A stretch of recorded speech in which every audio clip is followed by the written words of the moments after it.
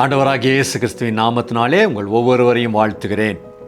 இன்றைக்கி அப்போஸ்தலர் நடபடிகளிலே 18ஆம் அதிகாரத்தில் 9ஆம் வசனத்திலிருந்து 10ஆம் வசனம் வரைக்கும் வாசிக்கும்போது தேவன் பவுலோடு கூட பேசுகிறார்.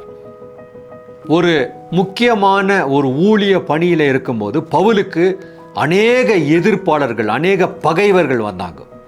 அந்த சூழ்நிலையில் கர்த்தர் பவுலுக்கு பார்த்து பேசுகிறாரு, ஒருவனும் உன்மேல கை போடுவதில்லை அப்படின்னு சொல்றார்.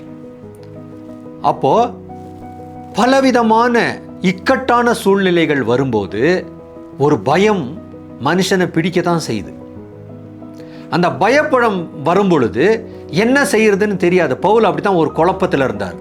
அப்போ பவுலுக்கு அந்த வார்த்தை வருது, என்னுடைய அனுமதியின்றி ஒருவனும் உன் மேல ஒரு விரலை கூட வைக்க முடியாது, எந்த தீங்கும் செய்ய முடியாது, நான் உன்னோடு கூட இருக்கிறேன், நீ ஊழியத்தின் பாதையில கடந்து போ அப்படின்னு சொல்றார்.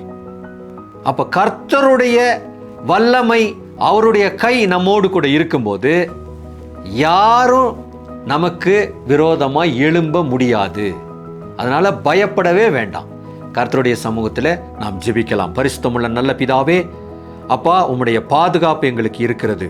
அந்த பாதுகாப்பிலே நாங்கள் நடக்கிறோம். ஒருவனும் எங்களை எதிர்க்க முடியாது.